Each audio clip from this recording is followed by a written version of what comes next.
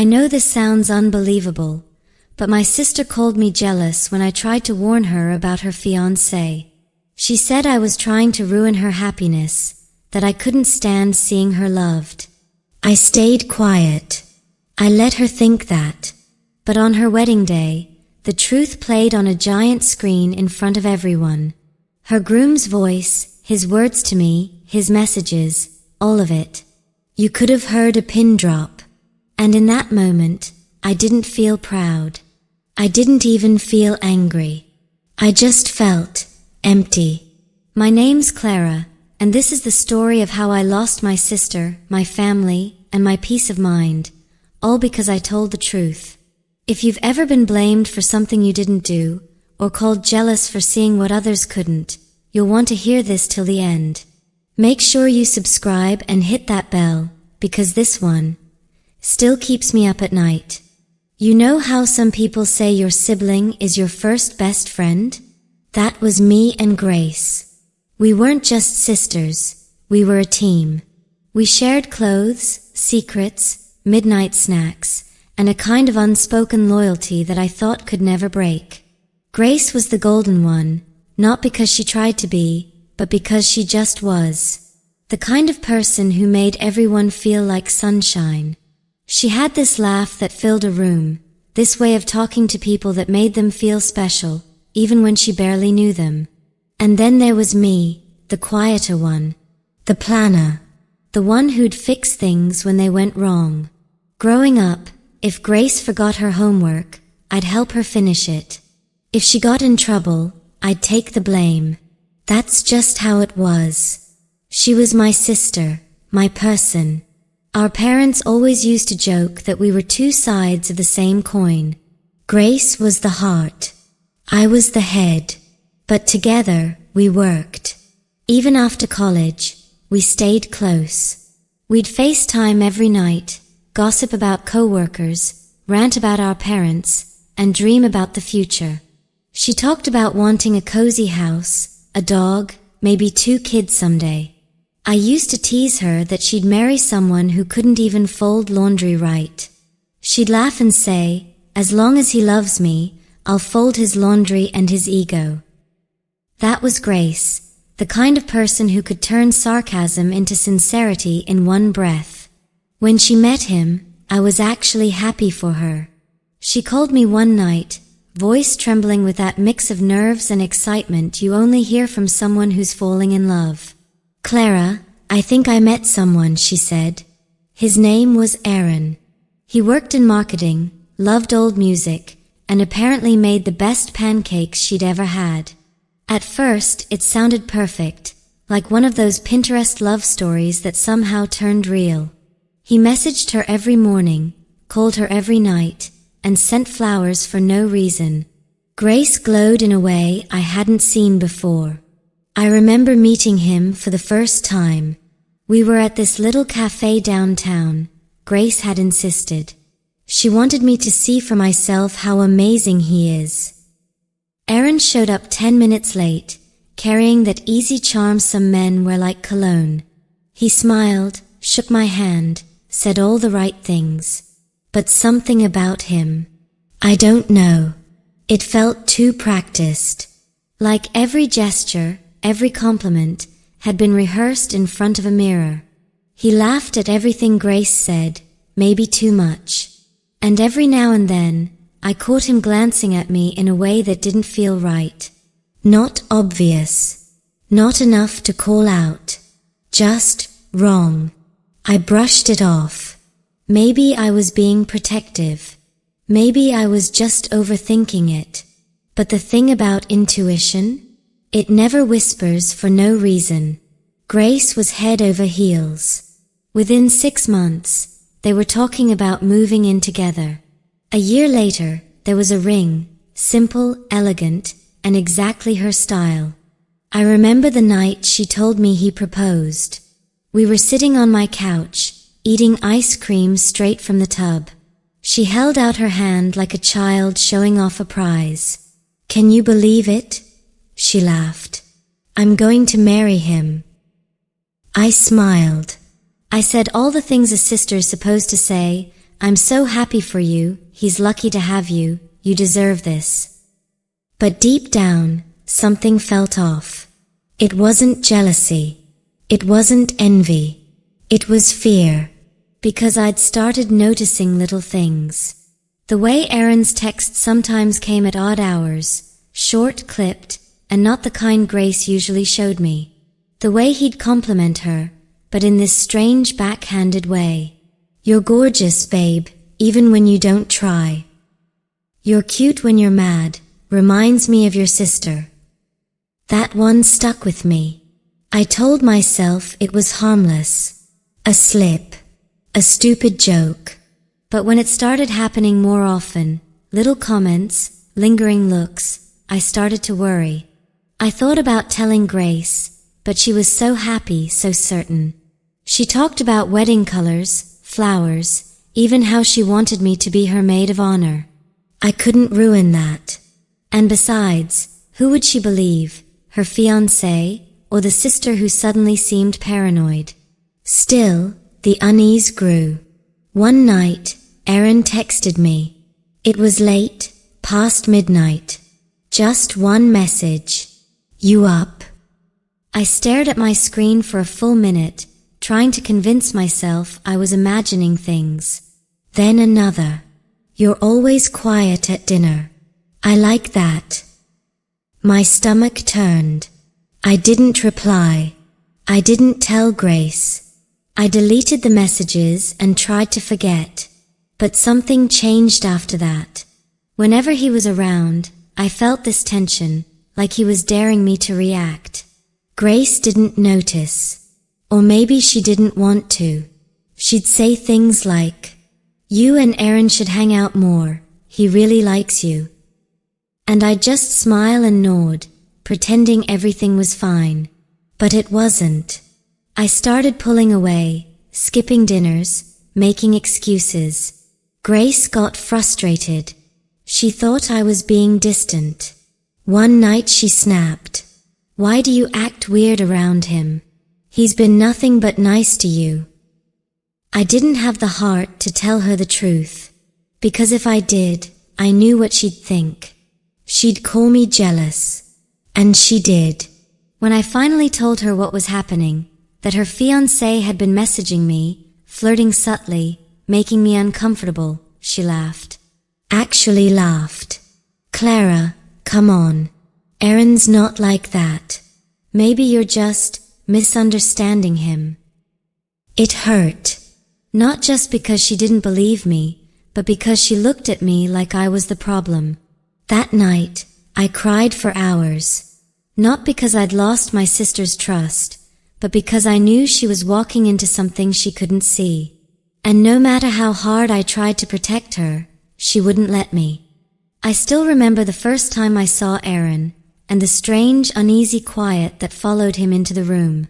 Grace had been talking about him for weeks. She said he was different. Mature. Confident. The kind of man who listened more than he spoke. When she finally brought him to meet us, I tried to keep an open mind. We were having dinner at our parents' place, a simple Sunday thing. Mom had cooked too much, Dad had cleaned too little, and Grace couldn't stop smiling. Then Aaron walked in.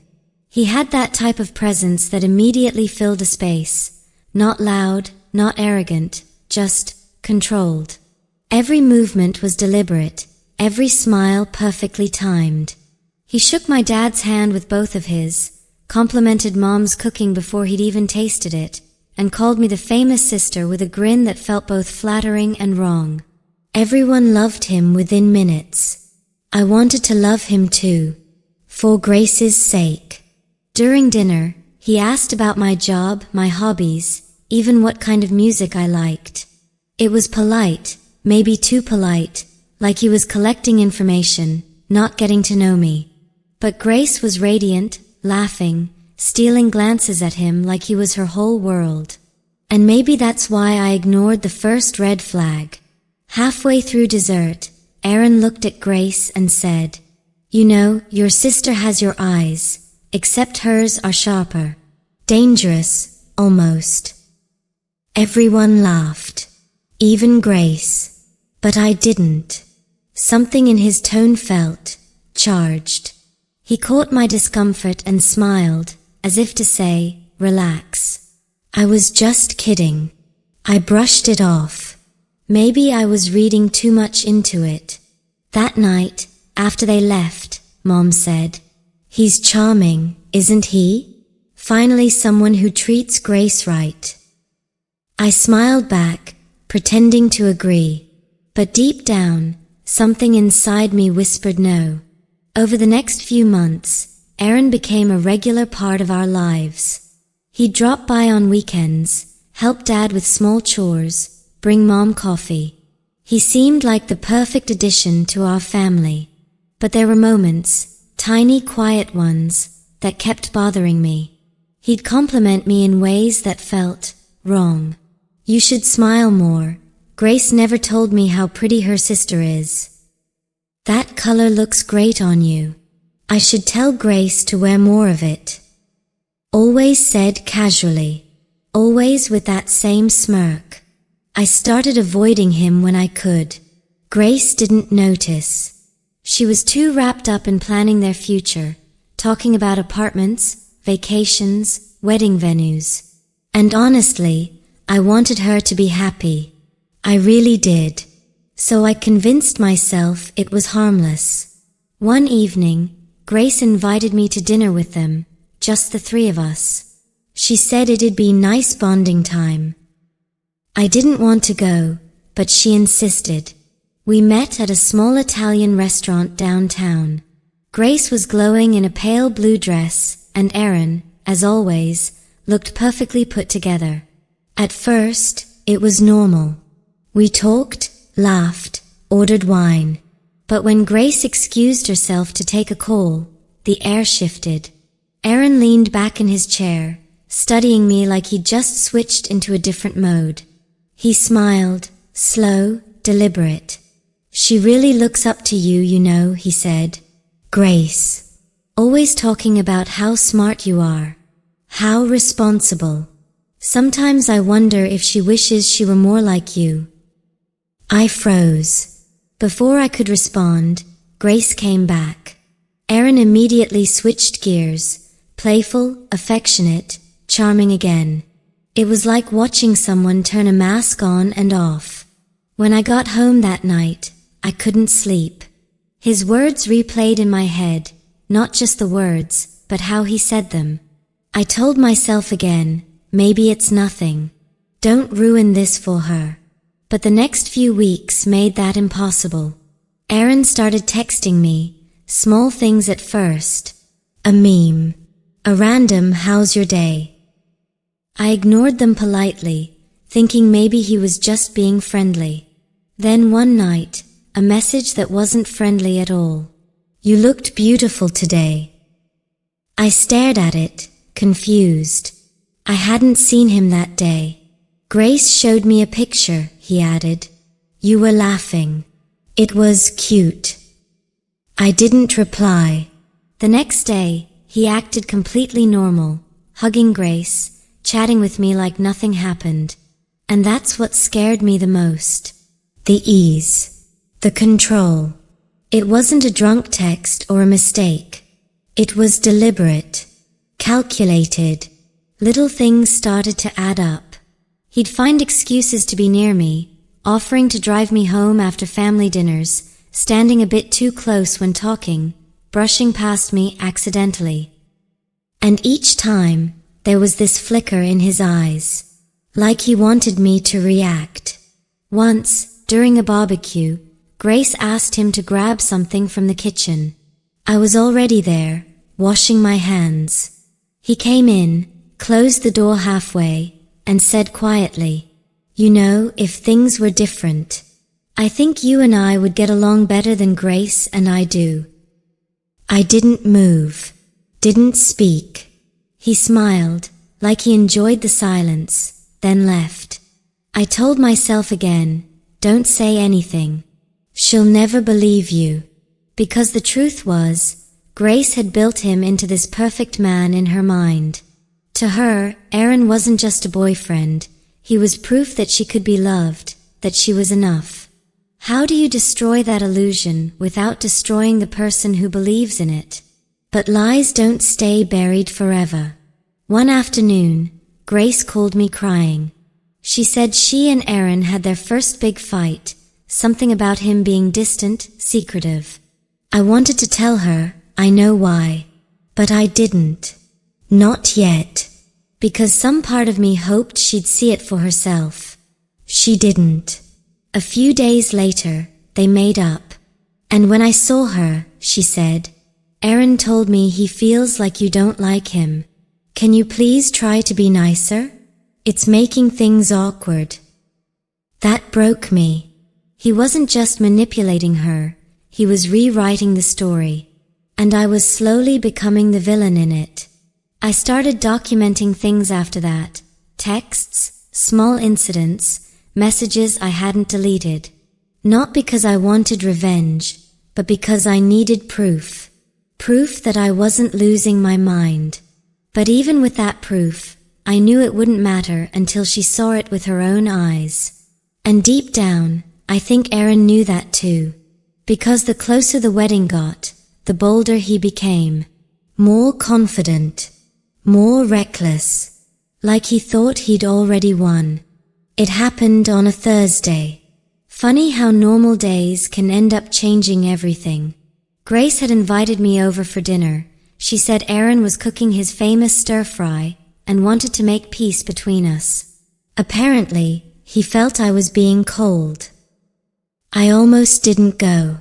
Every instinct told me to stay home, but I didn't want another fight with Grace. So I went. When I arrived, she was still at work, running late because of some last-minute meeting. Aaron opened the door instead. Hey, he said, leaning against the frame. She just texted, said she'll be home in 20. He was smiling, casual, like nothing was wrong. I told him I could wait outside or come back later, but he waved me in. Nah, come in. Dinner's almost ready. Against my better judgment, I stepped inside. The apartment smelled like garlic and soy sauce. Music was playing low, some old rock song Grace loved. Everything felt too perfect, like a scene someone had set up. I sat at the edge of the couch, checking my phone, counting the minutes till Grace arrived. Aaron poured himself a drink, then one for me. Relax, Clara, he said. You look like you're here for a job interview. I gave a polite laugh, said I was fine. But he kept watching me. You know, he said after a pause, Grace talks about you a lot. Says you're the smartest person she knows. He stepped closer, still holding his glass. She's right, you know. You have this intensity about you. I froze. Aaron. He smiled. Relax. I'm just complimenting you. You take everything so seriously. He moved to sit across from me, but his eyes didn't leave mine. You know, he said, swirling his drink, if I'd met you first, I think things might have been different. The words hung there, thick and heavy. For a second, I couldn't even breathe. I stood up immediately. That's not funny. He leaned back, unbothered. Come on, it's a joke. Don't be so uptight. But it didn't sound like a joke. It sounded like a test. I grabbed my bag, pretending to look for my phone, anything to break the tension. Then, as I turned, I felt him behind me, close enough that I could smell the cologne on his shirt. Clara, he said quietly, you really shouldn't look at me like that. I froze again. Like what? He smiled, that same smug, confident smile, and said, like you want me to stop, but you don't really mean it. My stomach twisted. I turned around fast, stepping back until there was space between us. Don't ever say that to me again, I said. My voice was shaking. You're marrying my sister. He just stared at me, cold, assessing, then suddenly laughed. God, You should see your face. I'm kidding. Seriously, you have zero sense of humor. He took another sip, still smirking. You know, if you keep being this tense around me, Grace will think you hate me. That line hit hard, because I knew that's exactly what he'd say to her, twist everything until I was the problem. So I left. I didn't even wait for Grace to come home. When I got back to my apartment, I sat in my car for almost 10 minutes before going inside. My hands were shaking so bad I could barely hold the keys. The next morning, Grace called. She sounded annoyed. Aaron said you left dinner without saying bye. What happened? I swallowed hard. He made me uncomfortable. What do you mean? I hesitated, and that tiny pause was all it took for her tone to change. Clara, please don't start. He's been trying so hard with you. Can't you just give him a chance? I did, Grace, I said quietly. But you need to know he's not who you think he is. There was silence on the line. Then she sighed. You're doing it again. You always overthink things. You read too much into people. Grace, I'm serious. He said things. Like what? I opened my mouth to tell her, but the words felt useless, because even if I said them, she wouldn't believe me. So I said, forget it. She sighed again, softer this time. I love you, but please don't ruin this for me. Click. That was the end of it. For the next week, I barely slept. Every time I closed my eyes, I heard his voice, calm, teasing, confident. That kind of voice that makes you doubt your own memory. Was he joking? Did I misread it? Was it my fault for even being there alone? I replayed the moment over and over, trying to find the version where it didn't feel as bad as it did. But there wasn't one. Every time I saw Grace's name pop up on my phone, I felt sick. I wanted to protect her, but I didn't know how without tearing us apart completely.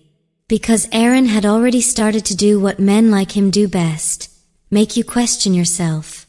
A few days later, Grace invited me to brunch with her friends. I almost said no, but she sounded cheerful again, like everything was back to normal. When I showed up, Aaron was there too. He smiled like nothing had ever happened, kissed Grace on the forehead, poured me coffee. I couldn't even look at him. At one point, Grace went to the restroom, and Aaron leaned over, speaking just low enough for me to hear. You're not going to tell her, right? I'd hate for her to get the wrong idea. I stared at him, heart pounding. He smiled, calm, confident, unbothered. You and I both know it was harmless. Don't make something out of nothing. Before I could reply, Grace came back, laughing, sliding her hand into his. He didn't even look away from me when he said, Everything okay, babe? I wanted to scream, to warn her, to tell her right there in front of everyone what kind of man she was about to marry. But I didn't, because all I could see was her face, happy, trusting, in love. And I couldn't bear to be the one to destroy that. That night, I made a promise to myself. I'd keep my distance. No more dinners, no more brunches, no more pretending. But even as I told myself that, I knew it wouldn't be that easy. Because people like Aaron don't stop when you pull away, they push harder. They want control. And I could already feel him tightening his grip on everything, on Grace, on the story, on me. The line had been crossed. And I knew it was only a matter of time before he made sure everyone believed it was my fault. I should have known it would end this way. You can only carry a secret like that for so long before it starts breaking you from the inside. For weeks, I tried to ignore it, to convince myself that keeping quiet was the right thing to do. Grace was happy again, talking about wedding dresses and bachelorette trips. I told myself I could handle it, that I'd just stay distant and let her live her dream. But then Aaron crossed another line. It was small, public, even. He made a comment at a family barbecue, right in front of everyone. Something that seemed harmless to them, but I knew what he meant. Grace was serving drinks, and I was sitting on the patio. Aaron passed behind me, leaned down, and whispered, "That color always looks better on you." I froze. Nobody noticed, except him. He smiled, straightened up, and loudly said, "Grace, your sister's killing it in that dress. You better keep her away from your groom." Everyone laughed. Grace laughed too, but I saw the flicker in her eyes, confusion, maybe irritation. And in that second, I knew what he was doing. He was planting the seed. That night, I couldn't take it anymore. I called Grace, my heart pounding so hard I could barely breathe. "Can we talk?" I asked. She sounded tired. "Now? It's late. I need to tell you something about Aaron." There was a pause. Then she sighed, that long, heavy sigh that told me she was already bracing for something she didn't want to hear. "Clara, please don't start again." "I'm not starting," I said quickly. "He's been saying things to me. Things that aren't appropriate." "Like what?" "He flirts, Grace. He crosses lines. He says." "He what?" Her voice sharpened, but not the way I hoped. Not with shock, with offense. I told her everything. The texts, the dinner, the whispering comments, even the "if I'd met you" first line. There was silence on the other end. Then a small, bitter laugh. "You're serious?" "Yes," I said softly. "I wouldn't lie about this."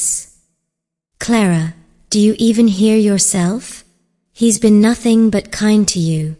He's been trying to make peace because you've been cold and distant. Because he makes me uncomfortable, Grace. Please listen to me."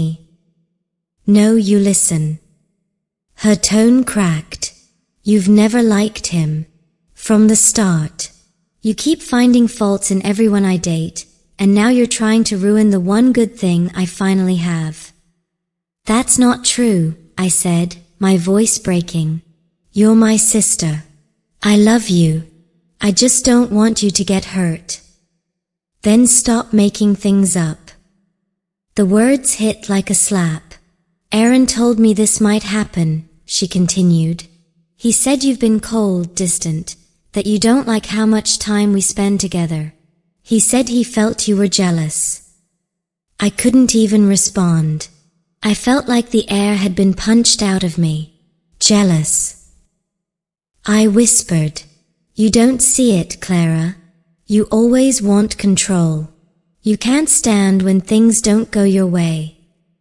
That was it. The conversation was over before I could even defend myself. She hung up. For the next few days, I didn't hear from her. Then Mom called. "What's going on between you and Grace?" she asked. She sounded upset. I hesitated, but I couldn't keep lying. "It's about Aaron. I don't trust him." Mom sighed. "Clara, honey, you need to let Grace live her life. She's happy. That's what matters." "He's not who he seems, Mom. You've always been protective, sweetheart, but Grace is grown. Don't sabotage her relationship." Sabotage. I repeated. That word cut deeper than anything else. I realized in that moment he'd done it. He'd gotten to all of them. He'd twisted every interaction, every silence, every uncomfortable glance, into proof that I was the problem. The next family dinner was unbearable. Grace barely looked at me. Aaron, on the other hand, was the perfect gentleman, charming, polite, helpful. He even made a toast.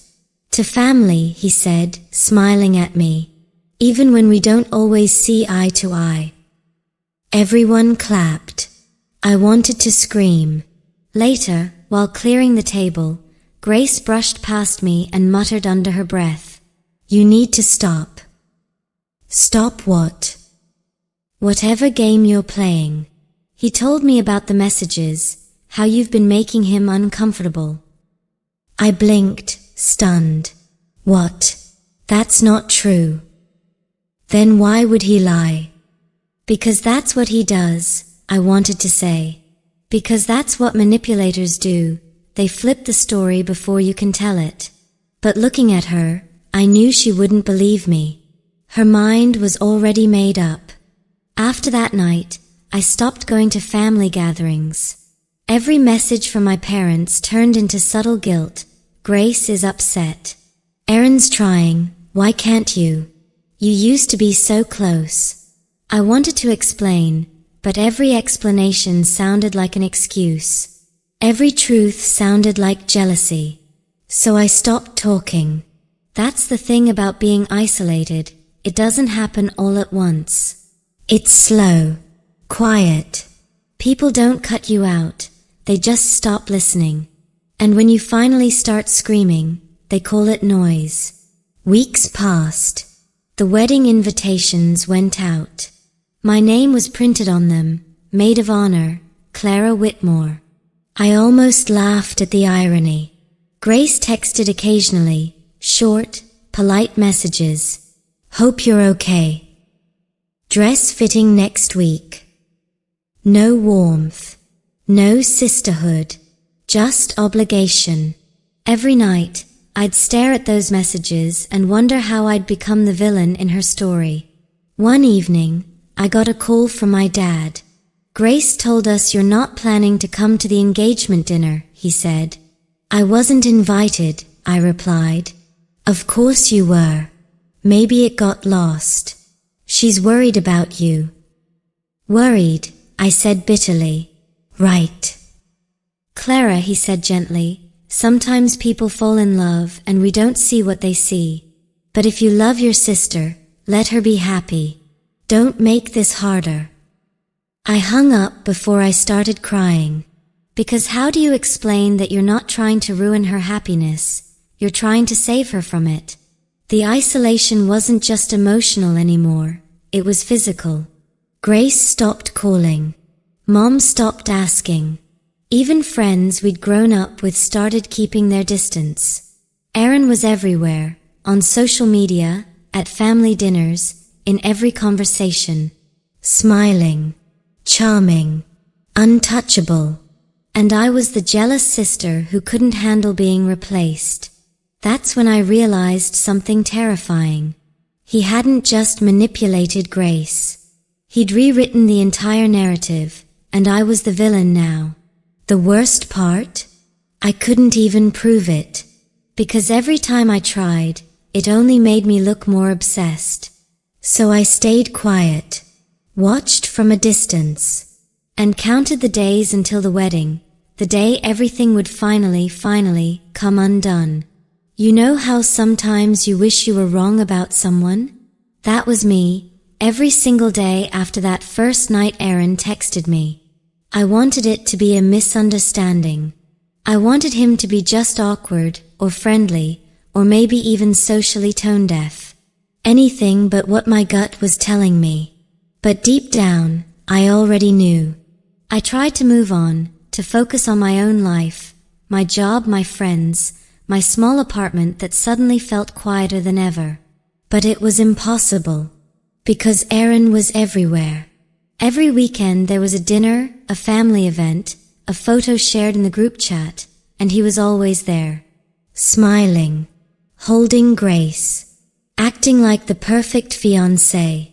And every time our eyes met, I could feel it. That same, sharp awareness. That same smirk that said, you won't say a word.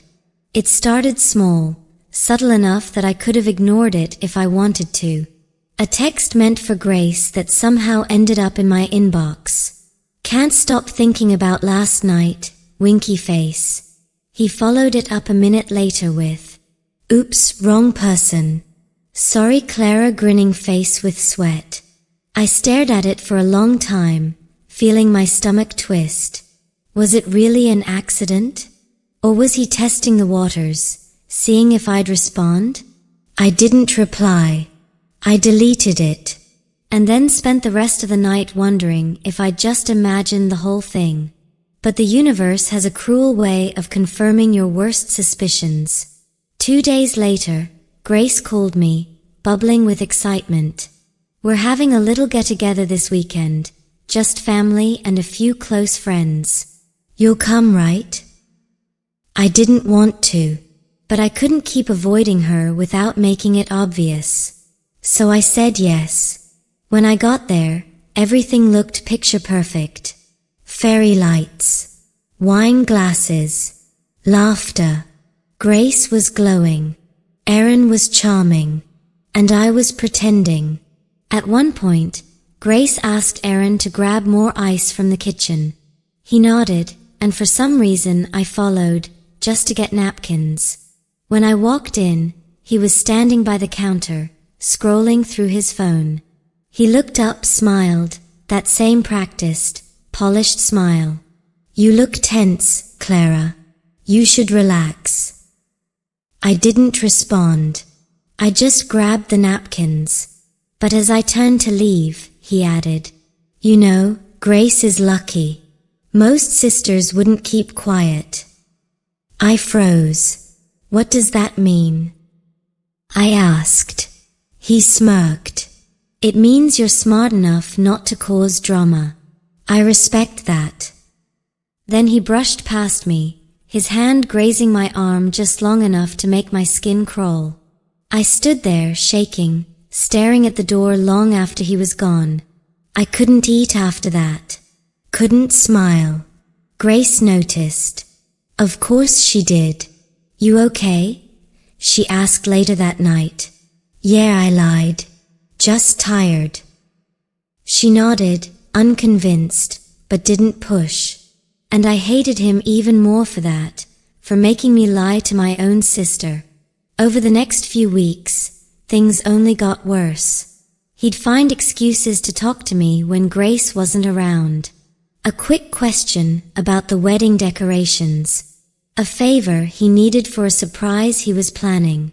Once, he showed up at my office with a coffee. "Just wanted to thank you for helping with the invitations," he said. I hadn't helped with anything.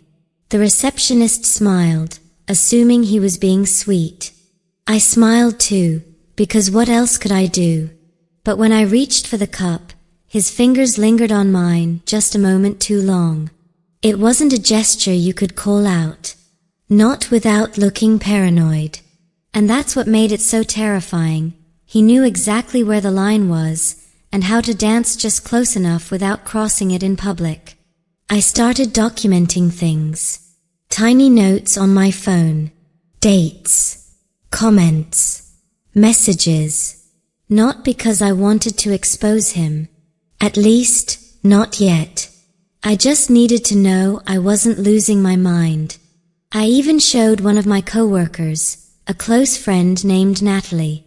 After reading the texts, she frowned and said, "Clara, this guy's testing boundaries. You need to tell your sister."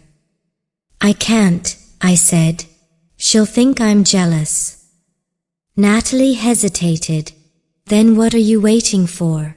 For him to do something worse?" That question haunted me, because the truth was, I didn't know what I was waiting for. Maybe for proof. Maybe for courage. Or maybe for someone, anyone, to believe me. One night, Grace called again. "Erin said you've been avoiding him," she said lightly. "I've just been busy." He feels bad. Thinks maybe he said something wrong. I almost laughed at that. The irony was too much. "Grace," I said carefully, "has he ever said something that made you uncomfortable?" She sounded confused. "No? Why would you ask that?" "Just wondering," I said. "Clara, you're acting weird lately." I swallowed hard. "I just worry about you. He's not what he seems." There was silence. Then she changed the subject. I could tell she didn't want to hear it, not yet. After that, I stopped sleeping well. Every night, I replayed everything in my head. Every look, every word, every subtle smirk. I'd close my eyes and see him leaning in at the kitchen counter, whispering those words again. "You should relax." I started avoiding family events altogether. But somehow, avoiding him made things worse, because then, Grace started asking questions. "Why aren't you coming? Did Aaron do something? You've been so distant. Did I do something wrong?" And how do you answer that without breaking her heart? She sounded so genuinely confused, so innocent. And I couldn't bring myself to ruin her happiness, not yet. Because that's what it would do. It wouldn't just hurt her. It would destroy her. So I made a choice. I stayed quiet. I smiled when I had to. I played the part of the supportive sister, even though inside, I was falling apart. I told myself I'd find proof, undeniable proof, before I said anything. But I was underestimating him. Because Aaron wasn't just a liar. He was a strategist. He saw my silence as weakness. And he used it. Subtly, skillfully, he began turning Grace against me, twisting my distance into resentment, my caution into jealousy. And I didn't even realize it until it was too late. The thing about manipulation is, it's invisible until it's not. You don't see it happening in real time. You just wake up one day and realize the person you love the most no longer trusts you. And by the time I noticed what he was doing, he'd already won the first round. The night before the wedding should have been beautiful. It should have been laughter, champagne, tears of joy, and those bittersweet remember when stories sisters share before everything changes. But instead, it felt like standing at the edge of a storm I couldn't stop. Grace's wedding weekend had been a whirlwind. The entire family was staying at this rustic vineyard lodge just outside the city. Long wooden tables, fairy lights, and endless toasts. It was supposed to be picture perfect. To everyone else, it was. But for me, it felt like watching a slow-motion car crash, knowing exactly how it ends but being powerless to stop it. I hadn't planned to stay overnight. Grace insisted. "You're my maid of honor, Clara. You can't leave. I need you here. You're my rock." Her words stung more than she realized. I smiled, nodded, and said I'd stay. Because what else could I do? It was her big day, and I wasn't going to ruin it. Not yet. That night, after everyone had gone to bed, I sat outside on the patio. The air smelled like rain, heavy and electric. I could still hear faint music from the rehearsal dinner. Laughter. Clinking glasses. The sound of a family celebrating something I couldn't be part of anymore. My phone buzzed, a text from Grace. "Love you. Thanks for being here for me. Tomorrow's going to be perfect, red heart." I smiled sadly. She really meant it. She had no idea what tomorrow would bring. I almost texted back, "You'll see who he really is." But I didn't. Instead, I sat there for a while, trying to quiet my thoughts. Then I heard footsteps behind me. Couldn't sleep either. It was Aaron. Of course it was. He stepped out onto the patio, tie loosened, drink in hand, pretending to be casual. I didn't look at him. "Shouldn't you be getting your beauty rest?" He chuckled. "You're funny. Always have been." I ignored him. He took a slow sip of his drink, then leaned against the railing beside me. "You know, Clara, I was starting to think you were avoiding me." I was, I said flatly. He smirked, the kind of smirk that made my stomach turn. You've been cold to me for months. I thought maybe I did something wrong. You did, I said. Oh? Like what? He stepped closer. The air between us felt heavier now, thick with the kind of tension that only comes before something terrible. I stood up. I'm not doing this. Go back inside. You know, he said quietly, you're beautiful when you're angry. That's when I felt it, that mix of fear and fury I'd been holding in for months finally rising to the surface. Stop it, Aaron, I said. Whatever game this is, it ends now. Game? He laughed softly. There's no game, Clara. You've just been pretending not to notice the connection between us. The connection? I repeated. You're marrying my sister tomorrow. And yet, he said, stepping closer, you're the one I can't stop thinking about. I froze. My heart was pounding so hard I thought he could hear it. This wasn't subtle anymore. This wasn't misunderstanding or mixed signals. This was real. And it was disgusting. He set his drink down and took another step toward me. I backed up until my shoulders hit the wooden post behind me. I know you feel it too, he whispered. You've just been scared to admit it. All that tension, all that silence, that wasn't hate, Clara. I wanted to scream, to slap him, to do something. But instead, I forced myself to breathe, to think. Because suddenly, I realized something. This was it. This was the moment I'd been waiting for. Proof. I glanced down at my phone on the table beside me. The screen was still on from Grace's message. My hands were shaking as I opened the voice recorder app and pressed record. Then I looked up at him and said, as calmly as I could, "You're out of your mind." He smiled. Am I? You can tell yourself that, but we both know how you look at me. I look at you like someone I can't stand. That's not what I saw at the dinner last month, he said. You couldn't take your eyes off me. I was trying to figure out how my sister fell for you, I snapped. He laughed again, that low, arrogant laugh that made my blood boil. Maybe because she's never noticed the real me. But you have. I could barely hold back tears. You're unbelievable. Come on, he said, his voice lowering. Don't pretend you don't feel it too. You think I can't tell?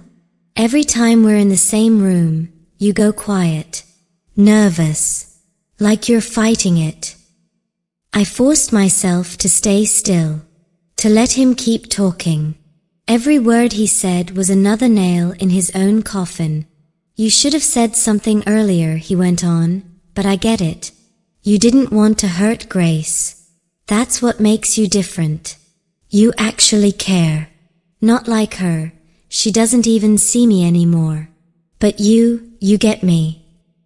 I couldn't believe what I was hearing. It was like he was rewriting reality in real time. I took a step back and whispered, "You're disgusting." You say that now, he said, but deep down. Deep down, I interrupted, I think you're a liar. And tomorrow, everyone else will know it too. That made him pause. What do you mean? He asked slowly. I picked up my phone from the table and showed him the blinking red recording icon. For the first time, he looked nervous. You're recording this? I smiled faintly. You bet I am. He reached for my phone, but I stepped back. Delete it, he said sharply. No. Clara, this will destroy your sister. Do you really want that on your conscience? You already destroyed her, I said. I'm just showing her the truth. For a second, I thought he might actually grab me. His jaw clenched, his hands curled into fists, then he forced a laugh and backed away. You won't do it, he said. You love your sister too much. You'll delete it. You always take the high road, right? I stared at him. Not anymore. Then I turned and walked away before he could say another word. My hands were trembling so badly I could barely unlock my room. Once inside, I locked the door, sat on the bed, and replayed the recording. It was all there. His voice, his words, the confession, every manipulative, disgusting line. I couldn't believe it.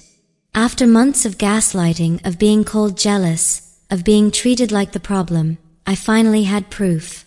I cried that night, not out of sadness, but relief, because I knew what I was going to do. Tomorrow, when the lights dimmed and the vows started, everyone would finally see the real Aaron. But there was one thing I didn't realize yet. Aaron wasn't the kind of man who went down quietly. And by morning, he'd already started planning his own last move. Morning came too soon. I barely slept that night. I must have replayed the recording 100 times, not because I needed to hear it, but because I couldn't believe it was real. His voice, the tone, the arrogance, every word that had haunted me for months, now sealed in digital proof. The sky was still gray when I finally sat up. My eyes felt heavy, my chest hollow. For months I'd wished for this, for someone, anyone, to finally see what he really was. And now that I had the power to expose him, all I felt was sick. Because once I pressed play, there'd be no going back. No way to undo it. No way to protect Grace from the pain that was coming. Downstairs, the wedding prep was already in full swing. Hairstylists, makeup artists, photographers, chaos wrapped in laughter. Grace was radiant. She ran up to me in her silk robe, hugging me tight. "You look tired," she said softly. "Nervous for me?" I managed a weak smile. Something like that. "You've been my rock through all this," she said. "I know things were weird for a while, but I couldn't have done this without you." The words hit like a knife. How do you tell your sister that the man she's about to marry whispered love to someone else just hours before? I couldn't. So I didn't. I hugged her back and said, "You deserve the best, Grace." As the ceremony started, everything felt unreal. The guests filled the rows. Music played softly under the glow of sunlight slipping through the vines. Aaron stood at the altar, calm, confident, like a man who'd already won. When he saw me, his eyes narrowed slightly, a silent warning. I stared back, clutching my phone inside my bouquet. The recording was still there, still blinking on my screen from where I'd saved it in 3 different backups. I had every reason to play it, but my heart wouldn't let me. Grace looked so happy, glowing in that lace dress, walking down the aisle with tears in her eyes. For a second, she was just my sister again, the girl I used to laugh with at 2 a.m., the one I'd spent my whole life protecting. And suddenly I couldn't do it. I couldn't destroy her moment, even if it meant saving her later. So I decided I'd stay quiet. I'd tell her afterward, privately, gently. Let her hear the truth in a safe place, not in front of everyone she loved. That was the plan. But life rarely follows plans. Halfway through the ceremony, the sky darkened, clouds rolling in, thunder in the distance. The guests chuckled nervously. Grace and Aaron kept smiling, pretending not to notice. The officiant began reading the vows. Aaron reached for Grace's hands, looking into her eyes with that same expression he'd used on every woman who'd ever believed him. And then, it happened. The microphone crackled. The speakers hissed. And suddenly, from somewhere behind us, a voice filled the air, his voice. "You're beautiful when you're angry." The entire crowd froze. At first, I thought I was hallucinating. Then I realized what was playing, the recording. "You've been pretending not to notice the connection between us." Gasps rippled through the guests. Erin went pale. Grace blinked, confused. The officiant stepped back, startled. The audio continued, loud, clear, undeniable. You're marrying my sister tomorrow. And yet, you're the one I can't stop thinking about. People turned in their seats. Some looked at me, others at Erin. I felt the blood drain from my face. I hadn't pressed play. Someone else had. My phone buzzed, a message from the tech guy running the projector. Sorry, it looked like a media file in the slideshow folder. I thought it was part of the montage. Oh my God. He'd found the file I'd backed up on the shared drive the night before, the one labeled ceremony_backup MP3. It was playing through the venue's sound system, and it wasn't stopping. You say that now, Erin's voice echoed, but deep down, you feel it too. Grace's expression shifted from confusion to horror. Erin, what is that? She whispered. He stammered, glancing around. It's not real. Someone's messing with the audio. But the next line cut through everything. You should have said something earlier. You didn't want to hurt Grace. That's what makes you different. You actually care. Gasps. Murmurs. Phones coming out. People whispering. Grace's bouquet slipped from her hand. Her face went white as she turned toward me. Clara, what is this?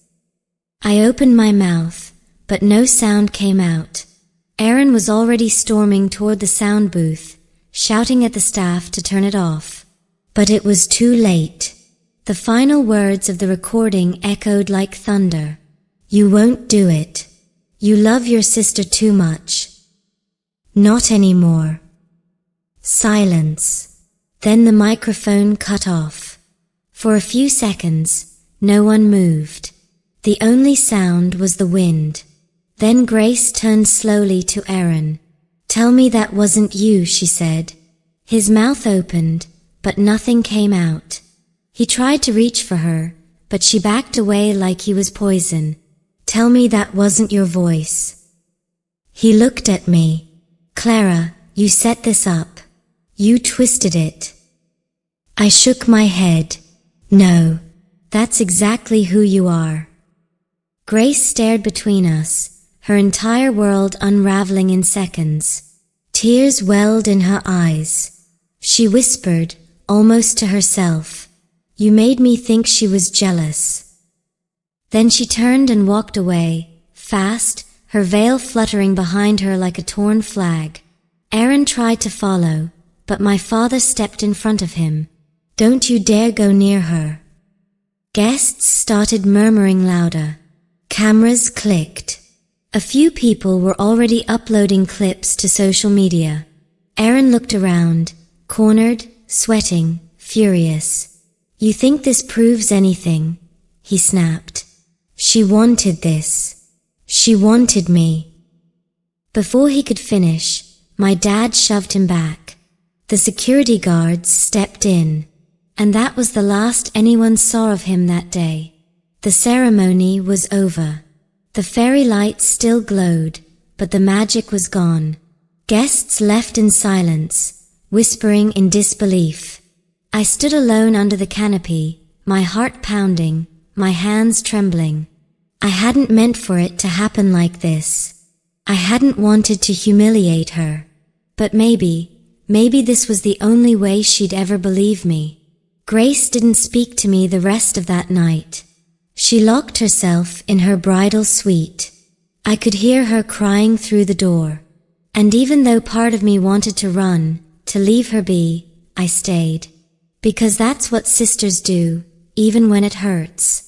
Hours later, long after everyone else had gone, I found her sitting by the window, still in her dress, makeup streaked down her face. She didn't look at me. She just said quietly, "You knew." "I tried to tell you," I whispered. "I called you jealous." I nodded. She wiped her face. "And you still stayed." You still came. Because you're my sister. For the first time in months, she reached out and took my hand. We sat there in silence for a long time, the dawn starting to break over the hills outside. When she finally spoke again, her voice was small but steady. I'm glad it played. I looked at her. You are. She nodded. Because I would have married him. By morning, the video was everywhere. Guests had posted it online. People were calling it the wedding scandal of the year. Aaron disappeared, deleted his accounts, resigned from his job. Grace went silent too. No social media, no statements.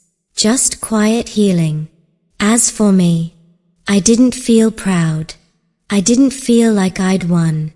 I just felt empty, like I'd spent so long trying to save her that I forgot to save myself. But one thing was certain. The truth had finally spoken. Even if it had to scream through the speakers of a wedding ceremony to be heard. That night felt endless. Even after the guests were gone, the sound of whispers lingered in the air like smoke after a fire. The fairy lights still glowed over empty tables. The cake sat untouched. The dance floor, meant to hold laughter and music, was scattered with petals and spilled champagne. I sat alone near the edge of the venue, still in my dress, staring at the mess we had all become. Grace hadn't come out since the reveal. Her sweet door stayed closed, and every time I thought about knocking, I froze. What could I even say? I told you so? That wasn't who I was. It wasn't victory. It was grief. Because watching her world crumble wasn't satisfying, it was unbearable. Around midnight, my mom came looking for me. Her face was pale, mascara smudged, voice trembling. What have you done, Clara? She whispered. That tone, it wasn't angry. It was frightened. Like the family's image had just cracked, and she didn't know how to hold the pieces together. I said quietly, I didn't mean for it to happen like that. But it did happen, she said sharply. In front of everyone. Our family, Aaron's family, his boss, the entire church. Do you understand what this looks like? I laughed bitterly. Maybe it finally looks like the truth. She stared at me for a long time. Grace loved him. I know, I said. That's why I tried to warn her. She shook her head, tears in her eyes. You've humiliated her. That word, humiliated, hit hard. Because it was true, even if I hadn't meant to. My mother walked away, muttering something about wishing I'd never recorded that file. I wanted to defend myself, to scream that it was never meant to play publicly. But my voice just wouldn't come. Maybe because deep down, I knew nothing I said could fix this. The next morning, Grace finally opened the door. She looked fragile, but not broken. There was something new in her eyes, clarity, maybe even defiance. She didn't yell. She didn't cry. She just sat down beside me on the bed. He called me last night, she said. My stomach clenched. What did he say? He tried to blame you. Said you were obsessed, that you'd made it up. But the second he said that, I realized he hadn't denied it. She paused, her hands trembling slightly. He never said it wasn't him. He just said it was your fault.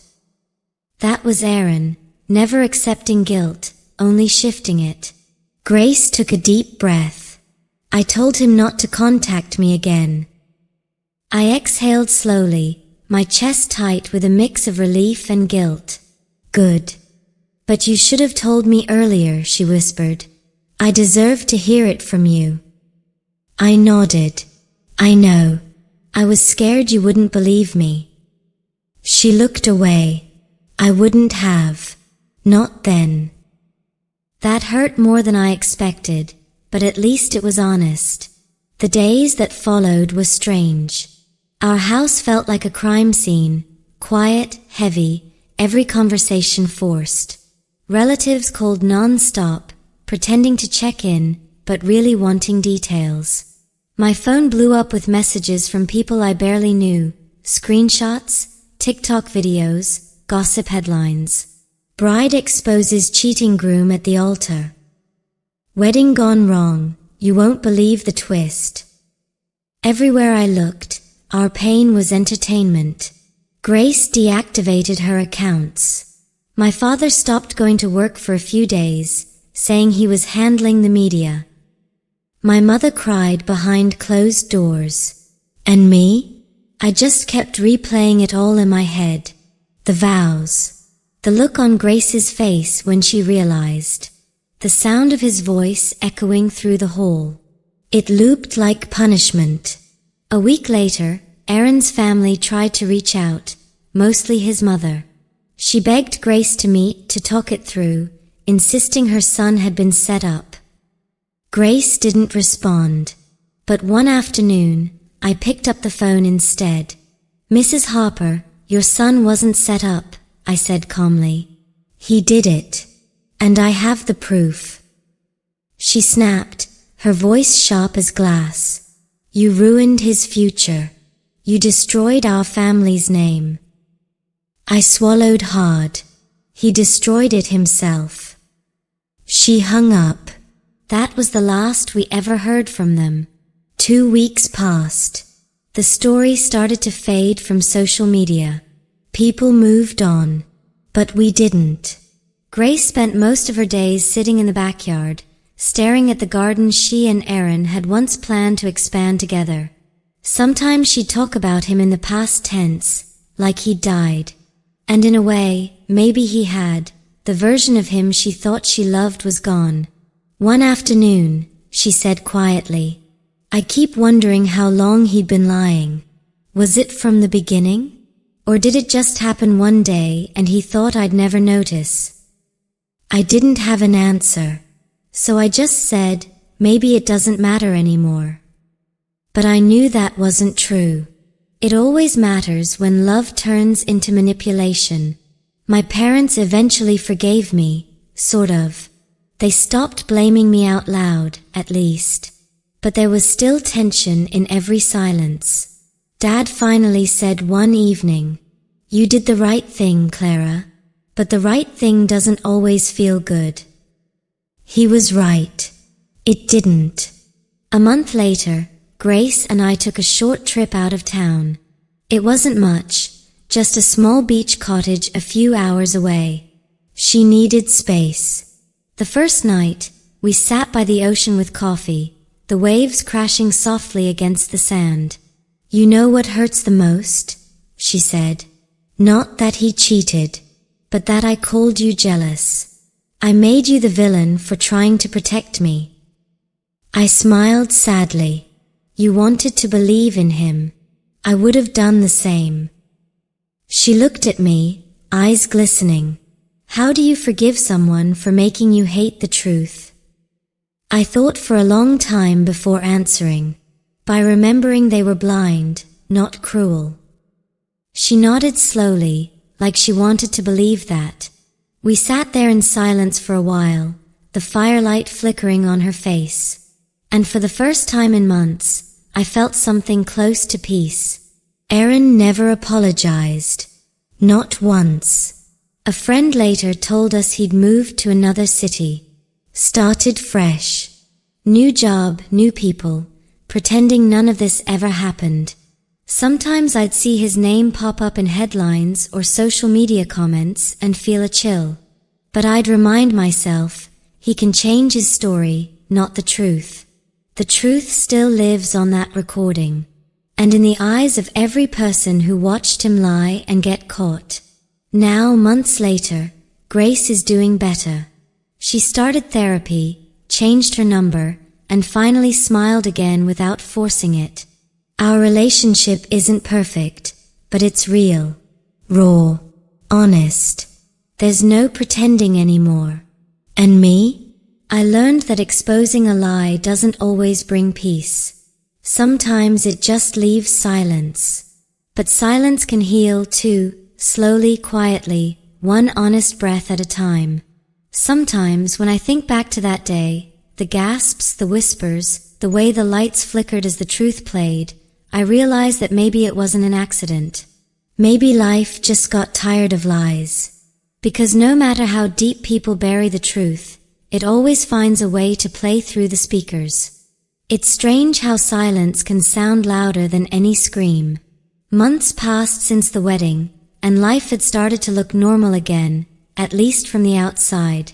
Grace moved into a small apartment closer to the city.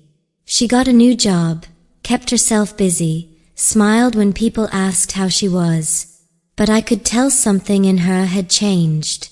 She laughed, but her laughter never reached her eyes. She went to work, but she came home exhausted, not from her job, but from pretending she was okay. Sometimes she'd call me late at night just to talk about nothing. We'd sit in silence over the phone, both of us knowing that she wasn't calling to chat. She just needed someone who remembered her before the wedding, before the betrayal, before everything fell apart. One night, she texted me, "Do you ever wish we could go back to when we didn't know the truth?" I stared at it for a long time, then replied, "No, because lies would have destroyed us anyway." She didn't respond. That was the last message I ever got from her. The next morning, I tried calling. No answer. I figured she was sleeping in. It was Sunday. By afternoon, when she still hadn't replied, I drove to her apartment. Her car was parked outside. The curtains were half drawn. The lights were off. I knocked. No response. My stomach twisted. Something felt wrong. I called her name through the door, louder this time. Still nothing. So I went to the manager's office downstairs, told him I was her sister and that I hadn't heard from her. He looked uneasy but followed me up with his spare key. When the door opened, the air inside was still. Cold. The place looked untouched, clean, neat, almost staged. Her phone was on the counter, charging. Her purse on the sofa. And then I saw it. On the kitchen table, an envelope with my name written on it. Just my name. Clara. My hands shook as I picked it up. The paper was soft, folded neatly, like she'd taken her time. I didn't even realize I was crying until the ink on the page blurred under my tears. Her handwriting was steady, calm. Every word cut deeper than the one before. Clara, I don't want you to blame yourself for any of this. You did what you had to do. You told the truth when no one else could bear to. I thought I could live with that truth, but every day since the wedding has been like living in the echo of that video. Every time I close my eyes, I hear his voice. And every time I open them, I see yours, standing there trying to save me. You didn't ruin my life. You saved it. But I don't know how to live inside it anymore. I keep thinking about the girl I was before all this. The one who believed in love, in family, in forever. I miss her. And I think, maybe I just want to find her again, wherever she went. The letter ended there. No goodbye. No signature. Just a faint ink blot where she must have paused mid-sentence. We searched for her for days. The police said there were no signs of struggle. Her car, her phone, her wallet, everything was still there. No evidence she'd gone far. Some said maybe she'd run away, trying to start fresh. Others whispered darker things. I didn't believe any of them. Because in my heart, I knew Grace wasn't running from life. She was running out of it. A week later, a hiker found something by the cliffs outside the city. A scarf. Grace's scarf. The one she'd worn the night of our beach trip. The same soft blue one I'd bought her for her birthday years ago. The authorities said there were no other traces. The tides were strong that night. Officially, they called it missing, presumed. Unofficially, we all knew. The funeral was small. Closed casket, since there wasn't one to open. My mother didn't stop crying for days. My father stood like a statue, eyes hollow. I sat in the front row, staring at the empty coffin, feeling nothing and everything at once. People came up to me afterward, saying the usual things. She's in a better place. She's at peace now. But none of it made sense. Because how could peace come from pain this deep? All I could think about was her letter. The way she said she wanted to find the girl she used to be. And I realized, maybe she did. Just not in the way I wanted her to. For weeks after, I couldn't sleep. The silence of the house was unbearable. Every corner reminded me of her laugh, her voice, her smell. I started visiting the cliffs every Sunday. Not because I believed she'd come back, but because it was the last place that still felt close to her. Sometimes I'd talk to her out loud. Tell her about my week, about Mom and Dad, about how I missed her so much it physically hurt. And sometimes, I swore I could hear her voice in the wind. Faint. Gentle. You did the right thing. One day, I took her letter with me and sat on the edge of the cliffs, the ocean stretching endlessly below. For the first time, I read it again, really read it, not as a goodbye, but as what it truly was, forgiveness. Because hidden between her words wasn't guilt or resentment. It was love. Even in her pain, she still tried to protect me from blame. Even in her final moments, she made sure I knew I wasn't the villain of her story. Months later, I decided to post her story online. Not for attention, not for sympathy, but because somewhere out there, someone is being called jealous for seeing the truth. Someone is being gaslit by a smile, dismissed by their own family, doubting themselves because the liar looks more convincing than the truth-teller. And maybe if they hear Grace's story, our story, they'll listen to that small voice inside that whispers, something's wrong. Because if Grace had listened sooner, maybe she'd still be here. Sometimes, people comment things like, "You exposed the truth, you're a hero." But I don't feel like one. Heroes save everyone. I couldn't even save my sister. What I learned, though, is that truth comes with a cost. And sometimes, the cost is everything you love. I still keep her letter framed on my desk. The paper's yellowed a little at the edges, the ink fading, but her words stay the same. You didn't ruin my life. You saved it.